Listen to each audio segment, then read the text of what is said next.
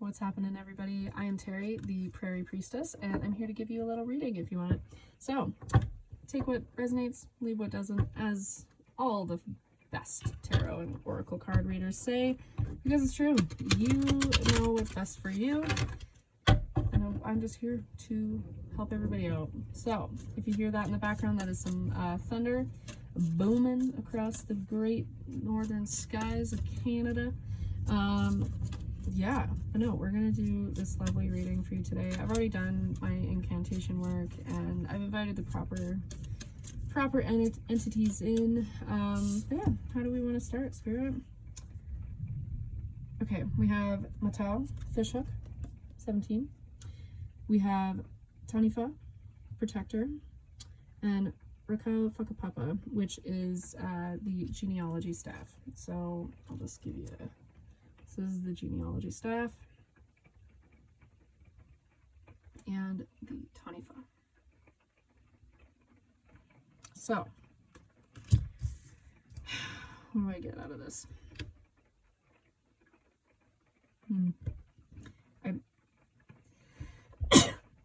Excuse me.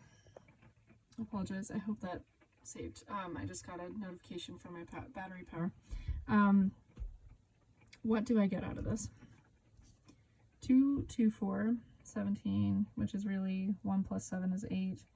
All even numbers, which is talking a lot about like balance, but also protection. Like I get the sense that there's a lot of, like they're all derivatives of 2, just from the like numbers alone. I definitely go by angel numbers a lot, and I keep thinking like 4, 4, 4. And when I look at these specifically, your genealogy, your lineage, your ancestors have your back. Like to me, that's what this card represents, is about ancestry. And so whatever you have been hooked on in life, like whatever has hooked your attention, whatever has drawn you to it, like know that your ancestors have your back. Like they understand this process that you're going through. It feels very much like whatever's got its hooks in you is for a reason.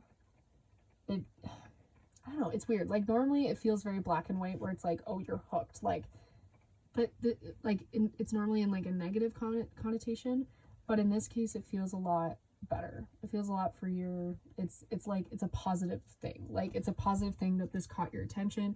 It's a positive thing that, you know, you're kind of being dragged along to experience this.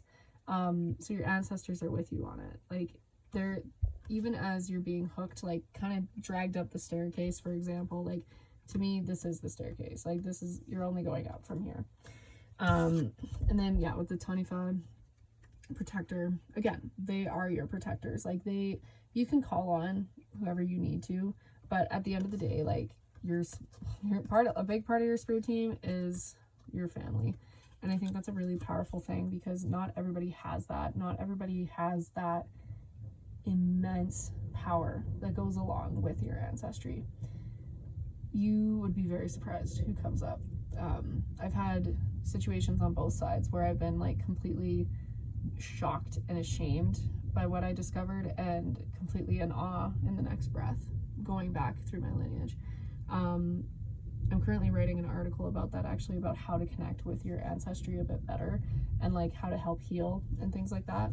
But I feel like through this journey of healing, your family is on your side. They want this to happen. They know that you're the black sheep and that this is a necessary process. But it also feels like it's just a really positive thing. Now, I did want to grab one more deck. I'm feeling called to, I just want to get a sense of like what it is that's got its hook in you. That's like the main thing. Oh, sorry, sometimes my shuffles get a little weird, but that's okay. It's all part of it. Sometimes shuffling can be like that too, but it's fine. So, ooh, yeah. Okay, lots of themes here. So, what's got its hook in you? Oh my gosh, this is way, I'm sorry, Spirit, I can't take all these. Sorry, folks, that's like, I don't know. I take on so many, but I normally never get this many groups together. Normally it's like 2 to 4 cards, not like 10. So I apologize. So Spirit is saying Lemuria, creating heaven on earth. It's happening. So Lemuria is one of these near mythical places, like in a lot of like spiritual spaces. If you're into like the starseed stuff, like this is kind of like relating to that. It's basically saying like there's these other places on different planets where you're being called to. And the thing is, it's like you remember these times where you had absolute peace on earth type scenario. Like it just felt like such a utopia. And you are part of the collective that is here to bring this energy into the reality of now on earth here. So what's got its hook in you is like your life purpose, but I think it's something that brings you joy. And it's something that like, it's so intriguing that you're like, I have to continue on this path. Like there's just something drawing me to this. Like you feel like you're in this investigative mode of like, I need to research, I need to dive fully into it. And it could have to do with ancestry. It could be this like insane, long-standing mystery. It could be, you know, you find something in the backwoods, you find like, and it's all about bringing this into reality, this paradise. And I think that's a really cool thing. Like this is going to help shift earth as it stands, and like for the good, finally for the good. So even if you don't see it right now, that's what's got its hooks in you, is like this remembrance of the good times. And it could be in this life too. Like there's nothing stopping that at all. The crumbling. I am very familiar with this card. What are you clinging on to? What is stopping you from experiencing that paradise in your life right now, today? That is the question you need to ask yourself and sit with. And under a Mercury retrograde, there is no better time, especially with the full moon where it's illuminating everything. It is this crack in the doorway that's leading you through. But you got to get through in order to get fully through. Does that make sense? Like you have to get out from this like dark and murky space to get to this door and move through it. So it might be facing something that you're not quite 100% sure. It could be shadow work. It could be ancestral shadow work. I think that's another thing. Like I keep thinking ancestry. It's something to do with the past that like, you know, again, whether it is from a past life of yours or something of your ancestors, like this is a time where it's like it's getting cleared out. This is very much a time of release and pausing, but in a like brief moment. I don't know. It just feels like this could be a hobby of yours. This could be something that you're like, I want to dedicate more time to, but like how I'll get there, I'm not 100% sure yet. But there might be these two polarities as well of like the past weighing you down so you don't think that this is possible, but it is. This is that crack in there too. And this full moon is going to drag you through it in a good way. It's the hooks that got into. I just want like one or two more, Spirit. I just want to, I don't know, like I want to further this. Like how can the people work with this energy? Like that's like the main thing. Okay, now we have 4 cards. So the first one is Sisterhood of the Rose, Beauty and Devotion, Priestess, Mystic, Teacher. So that one, I instantly think of like the 3 of Cups in tarot, where it's very much about like community and embracing your purpose in life. This is about finding clubs, finding hobby, like people in the same like community as you is very important. Like I think about, gosh, there's so many like niche interests out there. Like this is what it's telling you to do, is like you can be simultaneously a teacher and a student, and this is the space that you can do it in. Like it's like when you share your interests and your hobbies, that's like a smokestack going up in the air saying, hey, this is what I'm all about. Like, let's hang out. Like you create your own community. You are a leader in that. You are allowed to share your gifts of healing and loving and all these different things with this community and beyond. But this community is going to help you access this ancestral type stuff as well. And then we have deep replenishment, retreat, rest, be held. So this is such a beautiful card. I do enjoy it. This complete serenity in the darkness, you know. And then also play, have fun, celebrate. This is also going to draw your people towards you, which I think will help you heal. And I think it'll help your lineage heal as well by being able to express who you truly are. I think that's part of it. Yeah, I feel like there was a lot of shame in the past that, like, you know, your family was ashamed for, and that you've taken on, or again, it's something that you've taken on and done yourself, like continuing that cycle. But now it's like you're changing it up, and you're doing that through this need to both, thunder is very loud today, you're doing that through this need to rest but also have fun. Like, it's kind of a cool space to be in, because it gives you so much flexibility. When you have those moments, you're doing one of these two things, and like, I think that is a beautiful way to draw on your community to help you heal and to bring in that paradise on earth. Now, mirror. Who or what is triggering you? The very thing that you're ashamed of is what you need to heal. And that can be a very hard thing to face, because you're like, I don't know where this even came from. This isn't mine. Like, this isn't, like, I have no reason to fear this. I have no reason to believe this, and yet it exists.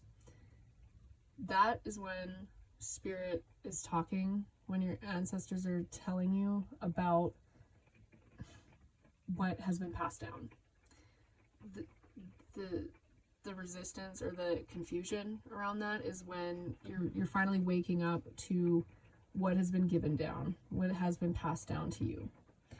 So when you're finally reflecting and you're going, this doesn't really resonate with me, like, this has come out of nowhere, like, or it's always been a thing, but I didn't know what to do with it because it's just always been there.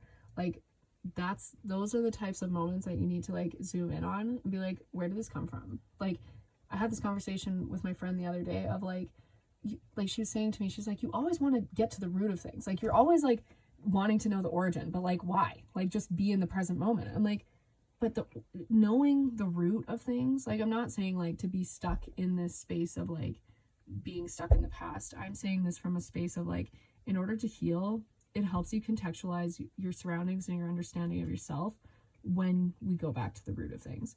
I have been able to clear out so much just from understanding the origin of something. That is a powerful, powerful mechanism to healing. And within that, there's, again, the replenishment through rest and play. Rest and retreat kind of thing. Like, this is like, you're allowed that space to do these things, because that's part of the up-leveling process. This is part of like finding out some crazy information, but being able to process it because you have a community, you have a goal of a brighter future, you have, you know, you've created these foundational processes in your life that you can now bounce upon and like, or lean back upon, so that it helps support you in the future. Like, that's what all of this is leading to, so that you are able to heal and reflect. So it's an interesting inversion of like what normally seems to happen, where it's like, personally, I always found it harder to embrace the foundational rituals and practices that I wanted to implement, including the fun, including the rest. But I was always getting caught up in the hard work associated. So I was focusing so much on the shadow work that I couldn't see past that.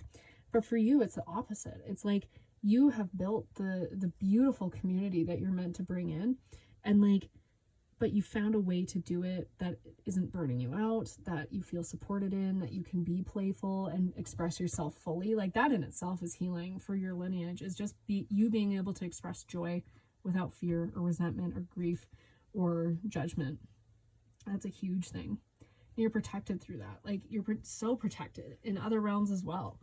But like, as you do this work, it's not going to feel as much like work, because you have these beautiful goals and you've already have this beautiful setup in place.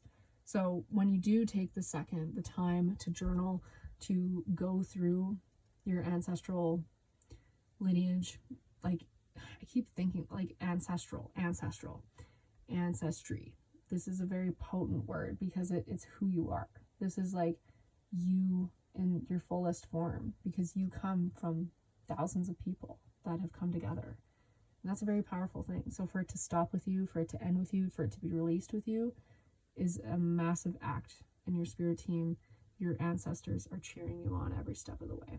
So don't fear the shadow work. You have everything in place that you could possibly need.